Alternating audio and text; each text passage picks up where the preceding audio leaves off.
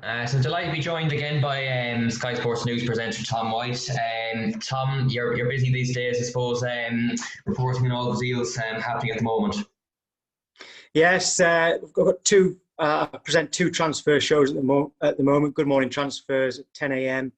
and Transfer Talk at 1 p.m. Both hour-long shows, absolutely jam-packed, full of transfers, and it's great because when kind of the season finished, we actually thought that there would be either very few deals or deals would all be done very early, but it's been mega busy. So many deals going through it. It's great to be at the part of it. Yeah, did you really think that we see this level of even money being spent? Like it seems back in April and May that very few, only maybe 2 or 3 clubs might be able to spend anything this summer. Yeah, but the thing is that a lot of clubs aren't spending a lot of money. Clubs that were a club like Leicester, for instance, are a really well-run club. And I thought to myself, well, Leicester, they only just missed out on the Champions League, they're a well-run club. They could actually go into the transfer market and spend quite a bit of money and catch up with the ones above them. But then that's just me thinking purely about football. Then I completely forget that their owners, they make their money from duty free and no one's in airports. So they can't spend money. And so I thought that actually some of the clubs at the top end would just go out and obliterate everyone and say, right, I want you, and you. You can't afford to say no to this, we'll have you. And actually some of the bigger clubs are struggling as well. Manchester City got a couple of early deals in. Nathan Ake was relatively cheap. Ferran Torres is going to be eventually a brilliant signing. They've not spent loads and loads. Manchester United are purposely stalling when it comes to spending big. Liverpool, Thiago was a bargain. Diogo Jota was probably, they paid what he's worth, probably. So clubs are spending, but it's not the mega amounts that there would have been had there been no COVID-19.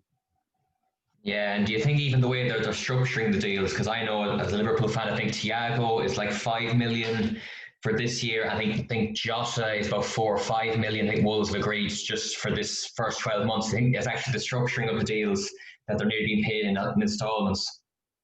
Well, most deals are spread over about 4 years. So there's down payment and then a certain amount each year after that. Maybe it's a monthly payment, whatever, but they come down in these installments over usually 4 years. But the only difference is with that this summer is, let's say Diogo Jota was, I think he's rising to 45 million. Yeah. If it's maybe in the past, it would be 45 million.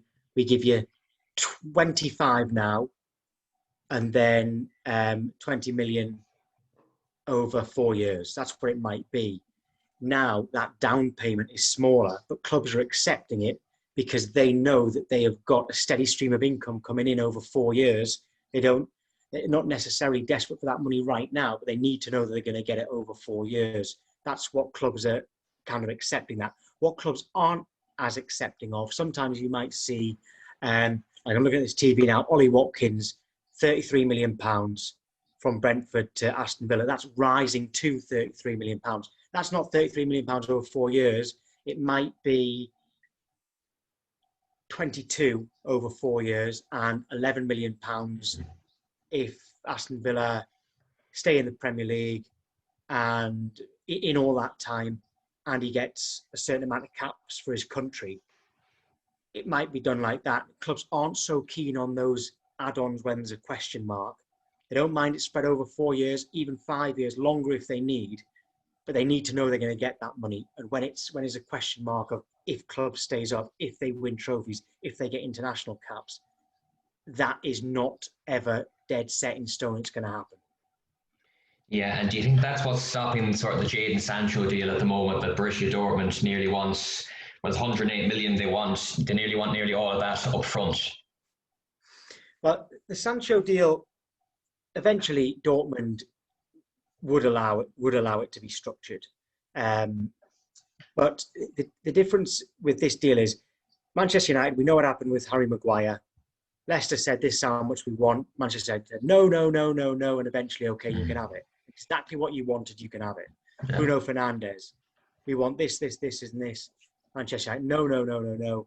Okay, go on, you can have it. Exactly what you wanted, you can have. And everyone knows that. And Manchester United are very keen for that not to happen again. Ed Woodward wants rid of that reputation. And if Dortmund want £108 million for Jadon Sancho, which they do, Manchester United is saying he's worth a lot of money, but we don't think he's worth 108. On this occasion, I can't see them saying, okay, you can have your 108.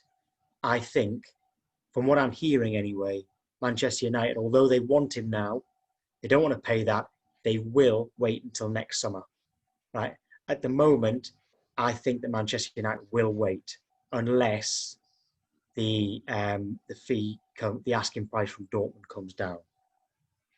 Yeah, and do you maybe see it like a stopgap? I mean, there's talk maybe like a Perisic coming in. Do you see that happening and then waiting for Sancho next summer? Perisic was very much who Mourinho signed. Mourinho fell out with Manchester United over not signing Ivan Perisic. With Solskjaer, I don't know if he's a fan of his or not. I wonder if they need a stopgap, because if Sancho's going to play on one of the wings, I think he primarily wants him to play right wing, right? But wingers these days can normally play both sides. Well, they've got, I mean, I think he sees Martial as a striker, but he knows Martial can play on both sides. Marcus Rashford can play on both sides. Mason Greenwood can play on both sides. Dan James can play on both sides. Juan Mata is much better as a number 10, but he can play wide as well. Could Mata not be the stopgap? You know, I don't think they necessarily need a stopgap, especially when Mason Greenwood's getting better and better and better, and Marcus Rashford is starting to show exactly what everyone expected of him in the first place. So if they do sign a stopgap, I don't think it's necessary. They could do, but I think they will wait for their number one target, Jadon Sancho, and that would be next summer.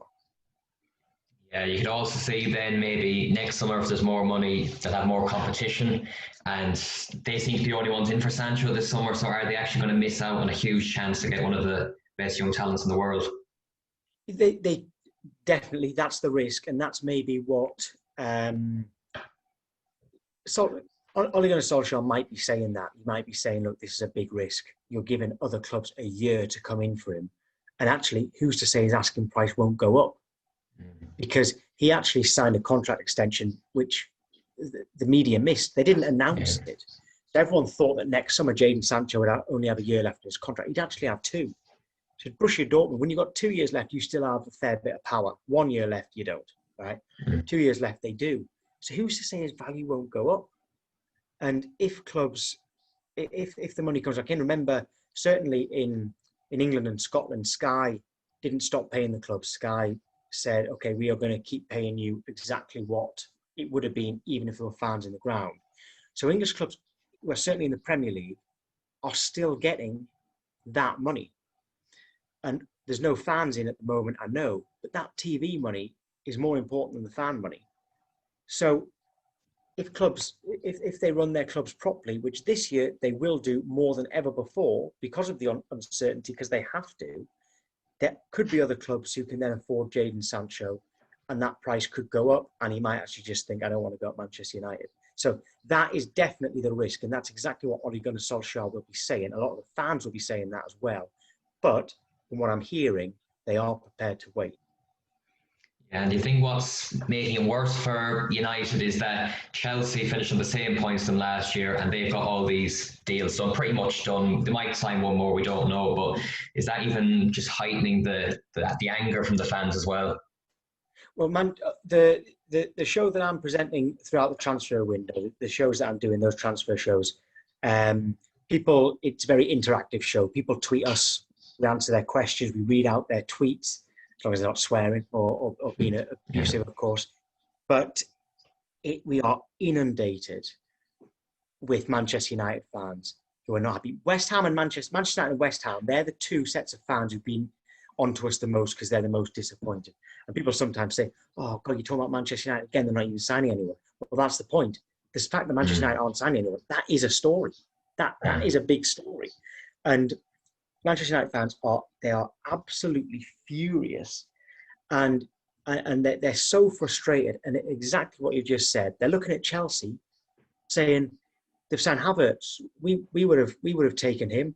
How did they get Hakim Ziyech back in? Why didn't we have the foresight to get Hakim Ziyech back in at the start of February? He signed for them because the transfer ban finished on well, they could have signed in January, couldn't they? In the end, and they're looking at that, and they are looking at Man City and saying, well, they've signed a couple of big name players. Liverpool, how did they get Thiago under the radar? Diogo Jota under the radar? We're not signing anyone. So the fans are furious. Solskjaer sometimes shows a little bit of, that maybe he's a bit impatient about it as well. But word is they're feeling all right.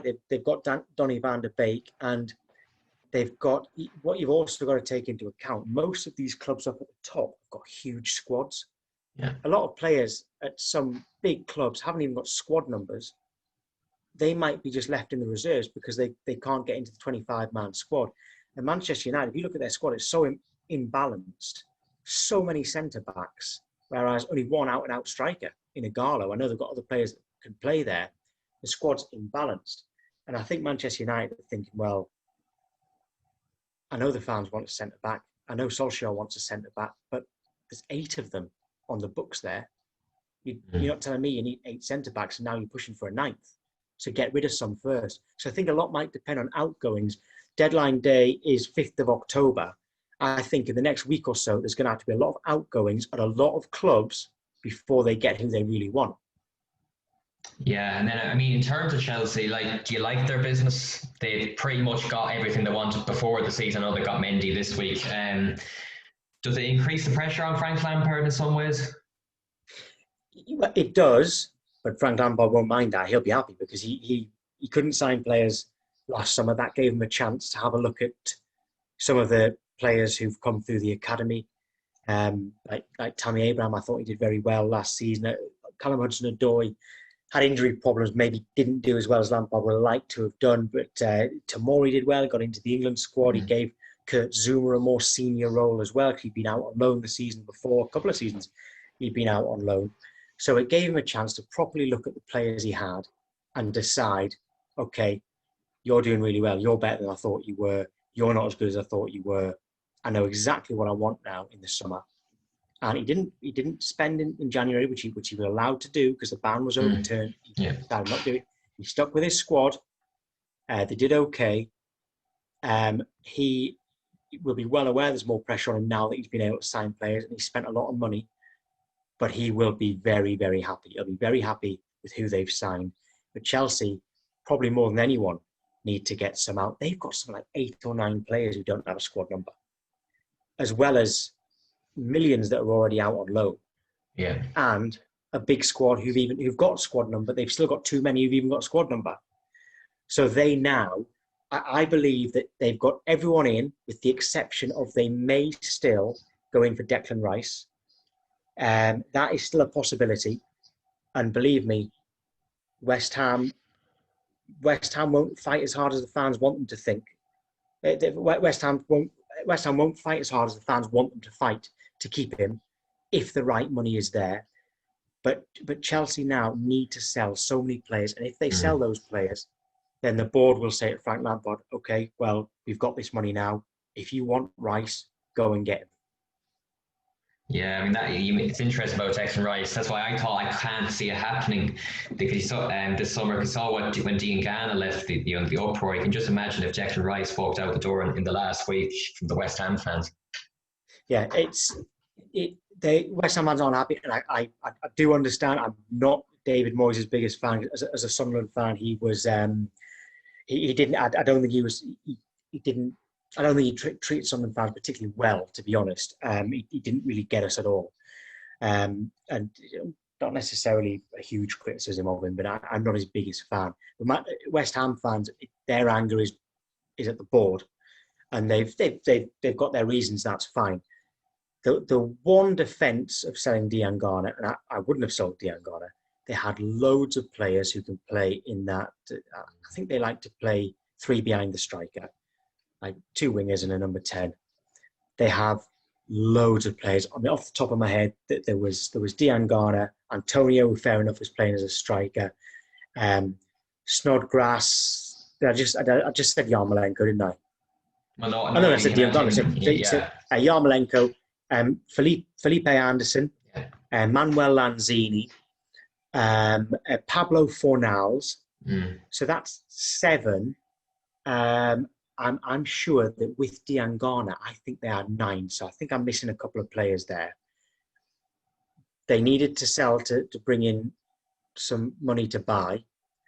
And I think maybe there wasn't enough interest in all of those other players I've mentioned, but there was interest in Diangana. So eventually they had to say, well, we need to sell someone. You're overstocked there. It's going to have to be him. That's their defence. I wouldn't have done it. I don't agree with it. But that's the defence for West Ham. If they were to now sell Declan Rice, when they've seen even the West Ham captain not happy about Diangana going, it could be absolute uproar if Rice was to go as well. So I hope for West Ham's sake, for their owner's sake, for David Moyes' sake, that he doesn't go just yet. Yeah, and I mean, you kind of say it there. It's nearly like a sell to buy market at the moment. A lot of clubs are doing that. I mean, Arsenal, I mean, their talk of Partey or Aouar in, that maybe Torreira would be sold. Would that be a good deal for Arsenal, Partey or Aouar in? Yeah, well, Torreira, he started so well and it hasn't quite worked out. They're looking to get £22 million for him. That means that they can go and spend that on Thomas Partey. So Thomas Partey he'd be coming in for Torreira if that happens. And I think that might happen. And the fans would be happy with that. I think that might happen. I think that would be an upgrade. In terms of Aouar, yes, they're interested in him. They are interested in others, but they have this same imbalance in the squad. They've got, if you include Mavropanos, who's already gone out on loan, they've got 9 centre-backs. I don't know why clubs are so overloaded with centre-backs. You only need 4 if you're going to play 2 centre-backs. If you're playing 4 at the back, you only need 4 centre-backs. If you're playing 3 at the back, fair enough, you need 5 in your squad. And maybe a full-back who can play there or a defensive midfielder who can play there, if you really have to. You certainly don't need 9. So Mavropanos has gone out on loan. They've decided that Holding is now starting. He was available for loan. Mustafi, they want rid of, but he's injured. So that's unlikely to happen unless on loan. David Luiz, they gave a new contract to. Callum Chambers is another one, although he's more versatile. He can play in other positions. They've signed Gabriel, who looks like a very good centre-back. Socrates is available, but clubs are saying, we'll sign him, but we don't want to pay a fee. Arsenal playing, that doesn't help us because we want the money to go and sign someone else. Yeah. So again, I've counted 7, and I'm missing out. Saliba. Oh, Saliba, of course, who's come back, who was signed, loaned out, and has come back as well. So they know they sell Torreira, they think they can get Partey. Aouar, they need to sell a few more to do it. They've kept Aubameyang, which was huge. Lacazette doesn't look like he's going. I love Lacazette. I think he's absolutely brilliant. I want to see Reece Nelson play more often. Emile Smith-Rowe went out on loan to Huddersfield last season. I think he's a good prospect as well. They've still got Pepe, who's taking a bit of time to settle, and that Saka, I think he's class as well if he plays on the left-hand side. Yeah. So in those areas, they're fine. If Torreira goes, you can get Partey. I think they need to sell about 3 or 4 centre-backs and then make an Aouar, and that would be Arsenal done. Yeah, and then you have Tottenham, obviously, the other big team. Gareth Bale is huge. I mean, it's always talked about that Gareth Bale would come back, but you never really believed it. But it just seemed the perfect timing in some ways. I could not believe it. I play football on a Sunday morning, and even though I live quite near Reading, for some reason, a lot of the team are Tottenham fans. I don't know what the history is with that, but a lot of them are Tottenham fans. And we had an end of season / pre-season party a couple of Saturdays ago, because we couldn't do it at the end of the season, obviously because of coronavirus. We played foot golf, and then we're watching Soccer Saturday.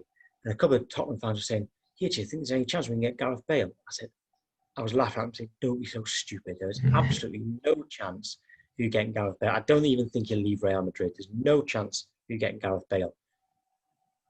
Played football the Sunday after, so only 8 days later, and he'd signed. And everyone said, oh, what do you know? I was absolutely shocked. I've got no problem with admitting that I did not see that one coming at all. I was shocked. So glad to see him back in the Premier League, but I did not see it coming.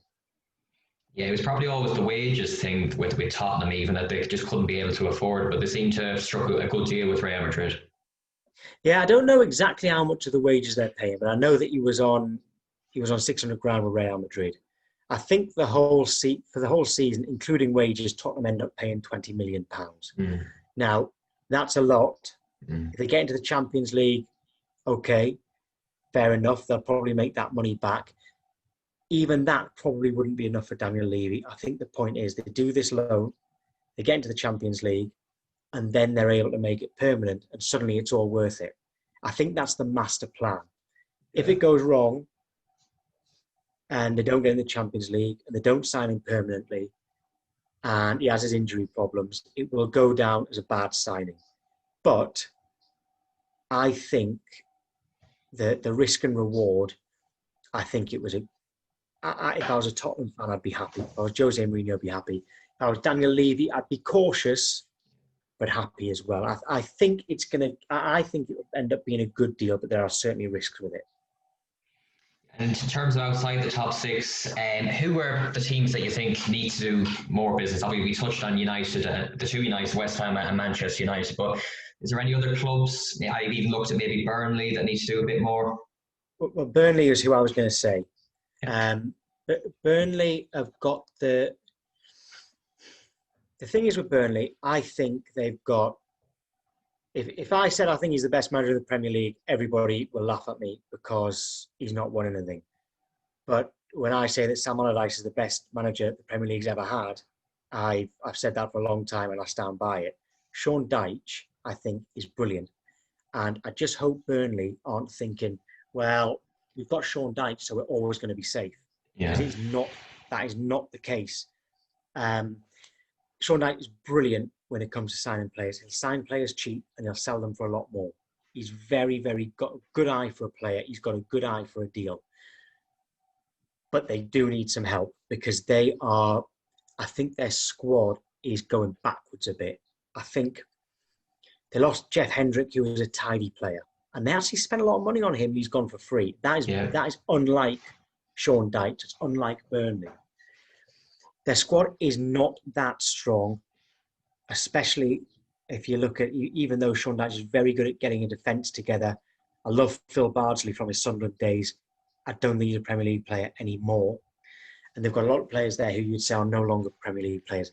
They need a bit of help. I hope they don't just think, we've got Dyche, we're going to be okay. The other complication with Burnley is they are potentially going through a takeover. And would the current owners be willing to spend in these last, less than 2 weeks, just over a week really, if they might get taken over? That does complicate things. They always punch above their weight, but that's because they've got a brilliant manager. They need to keep that manager happy. And I think that they need a couple between now and deadline day. I think you mentioned Burnley there, but Burnley was the club that I was going to bring up. Yeah, and then I mean, who's done the best business? Say, not the top teams, but bottom half sort of. Would Newcastle be up there? Yes, I think Jamal Lewis is a good signing. He's instantly worth more than 15 million. So Steve Bruce is happy that he's got the player he wants. Mike Ashley's happy that he's got a player who's worth more than he paid for. Hendrick was free, like I say, tidy player. Callum Wilson, they've spent a bit of money on Callum Wilson, but I think he'll be worth it as well. They needed a striker. They've got one, and a striker who scored goals in the Premier League. The other they signed 4. Who's the other free transfer they signed? Ryan Fraser, who's proved that he's a Premier League player as well. I think their business is very good. They want 2 more, though. They want a centre-back and a striker, both on loan. So no more money. They've got they want a loan. They still want Rob Holding, although that's looking more and more unlikely on loan. They want a striker because Dwight Gale is injured for quite some time, and they play with two up front. Normally, I'd say they've got enough with Carroll, Wilson, Joe Linton, and Gale. But with Gale out, they play two up front, so they really need four. Carroll's got his injury problems. Joe Linton, he sometimes doesn't play him as a striker. He'll put him out wide or as a number 10. So they probably do need another one, but that would be on loan. I think Newcastle can be happy with their business, but again, they need players out as well. They've only been able to get Lejeune out on loan, Muto out on loan, so they've got no money in for them. Yeah. And they're another club with too big a squad at the moment. So they want two more. Depending on those two, they could well have had the best transfer window. But Everton, I would say, have had the best so far. Alan, Rodriguez, Decore, I love all three of them. They need to get rid of a serious amount of players. They've got huge squad, big wages. Once they're rid of them, Ancelotti might be allowed to get a couple more. But so far, I think that Ancelotti is building a very good team at Everton. I think they'll come fourth, Everton. I think they'll come fourth. Really? Yeah. I think it'll go Liverpool, Man City, Chelsea, Everton. Interesting. So what, United fifth then? Well, then you've got Manchester United, Tottenham and Arsenal. You'd think they're fighting for fifth, sixth and seventh, those three. But you can't discount Wolves. Yeah. And I still don't think you can discount Leicester. Yeah. Even though they haven't got the money to spend. They've got a sporting director there, Lee Congerton, who's quite good at getting deals done where he can get a player in on loan for a season and then sign next season when their finances have hopefully picked up, like they've done with Yuri Tielemans. They're quite good at that, Leicester. So when you say fifth will be Manchester United, it could be Manchester United, it could be Arsenal, it could be Tottenham, it could be Wolves, it could be Leicester. So it's no guarantee. And that's why I think if my prediction's right and Everton get fourth, it will be remarkable given the competition they've got. Yeah, I nearly always found with Everton that like the last 2-3 years, every window you say, oh, Everton have had a brilliant window. You know, they've always seemed to just buy a chunk of players. I mean, one year they got Sigurdsson, Rooney, Pickford, Michael Keane. It's happened a few times and nearly has to deliver now this time. Well, I've actually in recent windows been unimpressed by Everton because they've always had this huge squad. They haven't shifted players out. Mm-hmm. They've signed players they think are good but don't necessarily fit into the system. And especially Ronald Koeman in his first season did so well at Everton. And then he decided, I'm absolutely 100% playing three at the back. This is my formation. I'm going to sign players specifically for that formation. And it looked like the window had been decent. But you think, if they get a bad start, the first thing he's going to do is want to change his formation. But because he's playing with wing-backs, there's no wingers there. Yeah. He doesn't like any of the wingers. Balassi was injured. He might have even sent Balassi on loan. There was only Aaron Lennon, who he didn't really rate. So it started badly. That changed the formation. They put Lennon back into the side. At least he was a winger. Then they had to move Sigurdsson to the left wing. What was the point in signing him? To play him, all that money to play him out of position. So in the past, I've been unimpressed with Everton, and I wasn't a huge fan of Marco Silva. I didn't think Marco Silva was the right man for Everton. I thought they were. I thought Sam Allardyce was doing a great job. If they replaced Sam Allardyce with Carlo Ancelotti, I can understand it. I mean, I love Sam Allardyce, but still, at least that one I can understand. Replacing with Marco Silva, didn't get it. And now that they've got Ancelotti, he is building a squad. He's got so much experience of it. He always succeeds. Or, well, pretty much always succeeds. This time, I think they're getting it right. But in the past, when they've been praised, I've said, hold on, I'm not so sure if this is going to work out. Yeah, as you mentioned earlier, it's about 7-8 days to go. Well, is there any deals you think that will happen? Obviously, Jadon Sancho, if it did happen, would be the biggest. Or is there going to be any surprises thrown in? Again, it all depends if clubs can get rid of a few, right? And it may be a lot of loans. I tell you what, Championship clubs could really benefit here. Championship clubs could end up getting some brilliant players that they could only have dreamt of.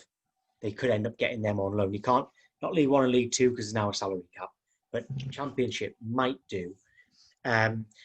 If all that comes into place, there could be some real big ones, because I've already mentioned there is still the possibility of Declan Rice to Chelsea if they get rid of the ones they want to get rid of. Sancho could still happen, but there's a little bit more to it than that. Arsenal, Thomas Partey and Hassan Aouar could still happen. And remember that Manchester United, they don't just want Sancho, they want a centre-back as well. I think there could be loads. I actually think there could be so many deals between now and the window. And because there's going to be so many outgoings as well, remember their incomings at other clubs, and clubs who haven't been doing much, they can get some really good loans in. Like Palace ended up getting Michy Batshuayi back on loan. Great signing. A lot of clubs around who want to be mid-table or push for the top half can go and look at Manchester United's squad, Manchester City's squad, all these clubs with big squads, and say, well, they're not going to play. I'll take them on loan. I'm really sorry, but we can only afford to pay half the wages and no loan fee. I'm sorry. But surely that's better than him sitting in your under 23s, you paying him in full and you can't play because you've already got your 25-man squad. I think it's going to be a heck of a lot. I think it's going to be a really, really good last few days of the window. Yeah, a few questions sent in just to wrap it up. Who's been your signing of the summer so far, and maybe who's been the best value? Signing of the summer.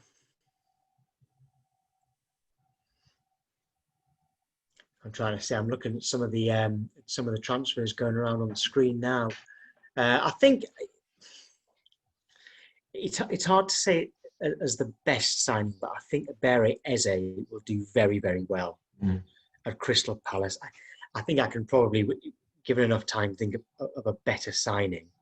But I think that one will end up being very well. I've always loved Abdoulaye Doucouré when he was at Watford, and I can't believe that they've got relegated, and clubs like Paris Saint-Germain wanted him. He's ended up at Everton. Now, I've already told you, I think Everton are going to be in the Champions League, right? So I rate Everton very, very highly. But he could have gone not so long ago to Paris Saint-Germain. So with that in mind, I'm going to say Abdoulaye Doucouré is the best signing. And I guess then, but value for money has to be Thiago. Thiago for Liverpool is the best value for money. Best signing, I'm going to say Abdoulaye Doucouré. I think he can. I think he is exactly what Everton's midfield needs, and very hard to play against. He must be a dream to play with. So best signing Abdoulaye Doucouré. Best value is definitely Thiago Alcantara at Liverpool. Obviously, there was a few in. We touched them earlier, obviously, but if you had to make a prediction, will Sancho sign? I am going to say no. I think it'll happen next summer, but there is room for manoeuvre there. If Borussia Dortmund accept a better structure of the deal, it will happen. But I think it'll happen next summer. Was there ever a transfer that you reported on or Sky that looked certain to be done, but then for some reason just didn't happen at the very last minute? Well, Peter Odemwingie turned up at QPR's training ground and had to turn around. There's sometimes I'm given information on a signing that doesn't happen. We make on the transfer shows I do at the start of each transfer window. We do transfer predictions on the first day, put them in a box, and get them out on deadline day and see who was right. And I said last summer at the start of the transfer window, I was told from an absolutely brilliant source that John Joe Shelby was going to West Ham, right? He wasn't even linked. West Ham didn't even make contact with Newcastle for him, right? So sometimes we get this stuff information. If you think about it, I never reported that because I couldn't be sure, but I was adamant that it was happening. So the question is not one that stands out, but loads and loads of deals have looked like they're definitely happening. and haven't gone through. Remember that Ilkay Gundogan was very, very close to Manchester United. Now he's at Manchester City. Pierre-Emerick Aubameyang was very, very close to going to Manchester City. And then 18 months later ended up at Arsenal. It happens all the time. Yeah, it's even more difficult this last week now that you'll be hearing so many stories. Oh, he's going there and he's going on loan there, that you just have to get the facts right nearly. Yeah, the thing at Sky, it's done. This is how it works. I don't know if I've explained this to you before, but let's say somebody rings me up and says, right, Tom, well, let's do it with Jonjo Shelvey again. Jonjo Shelvey's going to West Ham, right? Now, because last time I was given that information privately, it wasn't for me to report, it was off the record. But if someone said, right, you can get that out there, Jonjo Shelvey's going to West Ham from Newcastle. This is the process. I ring the news desk at work at Sky Sports News and say, right, this is what I'm hearing. But we need confirmation from West Ham. We need confirmation from Newcastle, right? Either me or someone on the news desk or a reporter will phone West Ham and say, right, we're hearing that Jonjo Shelvey is going to sign for you from Newcastle. West Ham, if they say, yep, okay, that's true, you can go with it, and Newcastle say, that's okay, you can go with it, absolutely, we go for it. If they both say no comment, or one of them says no comment, one of them says yes, I think, right, how good is my source? My source is excellent, we can run it. If we phone them and they say, even if one club says, definitely not, that is not happening, then we don't run it. Because we have to be sure. We'd prefer someone to break it before us and we get it absolutely right than be first and wrong. Better to be second and right than first and wrong. We do all of our checks. So that's how it works, you know. So in terms of you've got to be absolutely certain, we always are. We've got to get the okay. And it's happened recently with we reported something and a club owner came out and said, this is not true. The only thing I'll say to that is there are a lot of people involved in a transfer, right? A lot of people.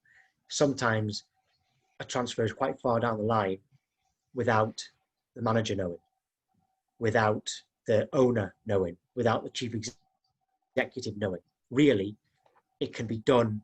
They only kind of need to give it the okay. So that's the only thing I'll say about that. We do all of our checks, but sometimes there are people at clubs, there's so many people involved, they don't always know. Yeah, and I've always nearly wanted to know about say, Sky and all newspapers come out with like a same story at once, maybe within half an hour of each other. Is that the club, say, briefing the media and putting that news out there to be reported on? Yeah, sometimes clubs do that, and that's great. I mean, as a journalist, it's not very satisfying because you've been given this information from the club and everyone else has been given it at the same time. It's not very satisfying. You haven't really chased that story and got it yourself. But it's great because it's often a big story. You know you can trust it because the club have briefed you on that. Mm-hmm. And it happens with England as well. England will say, okay, well, I'll tell you what, we're not going to give you the full team, but we can tell you that Dean Henderson's going to start in goal for the next game. Something like that. And everyone's got it. So it's nice because it's easy. It's big news and it's easy. But it's not very satisfying. But that does happen, yes. Yeah, you could even say, are they even using it as a tactic, maybe? Well,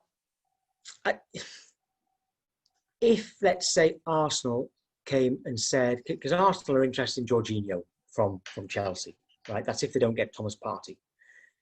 And also, I'm not sure if Chelsea would be so keen to sell him, especially not for the price that Arsenal would be willing to pay. Yeah. If Arsenal said, right, we'll give a briefing. We are going. We've had a bid accepted for Jorginho. Let's say they said that. Okay. Everyone runs with it because it's come from Arsenal. If Chelsea say that is not true, he's not for sale, everyone looks stupid. But then everyone turns and says, well, actually, Arsenal gave us this information, and Arsenal looks stupid. So it would be very rare that a club would use that tactic. Very rare. An agent would, and you can see why. Very rare for a club to do it. If anything, a club are likely to say such and such is not for sale when actually they are, so the price would go up.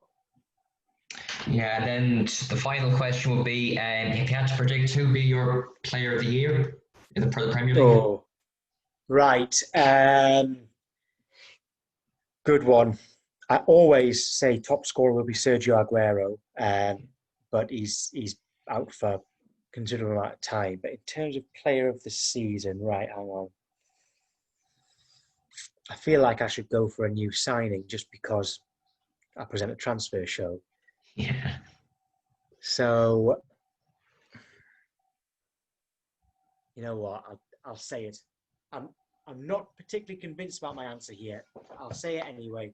I'll go Gareth Bale because that's the transfer that's taken everyone by so much surprise. That's the transfer that everyone's so excited about. I'll say Gareth Bale. Interesting. I wouldn't personally go for it, but that's your opinion. Well, it's not really, but I think it's it would be nice to see that. Yeah. I think more a safer option would be um, Aubameyang or Mane or Salah, De Bruyne, De Bruyne, yeah. um, maybe someone from Chelsea as well. I mean, I see N'Golo Kante was actually for the right price available this summer. Mm. I could see him coming back in and dominating, and him even possibly getting it as well. But I'm gonna stick with Bale anyway, just for fun. That's it. Well, Tom, thanks very much for coming on again. My pleasure. Anytime.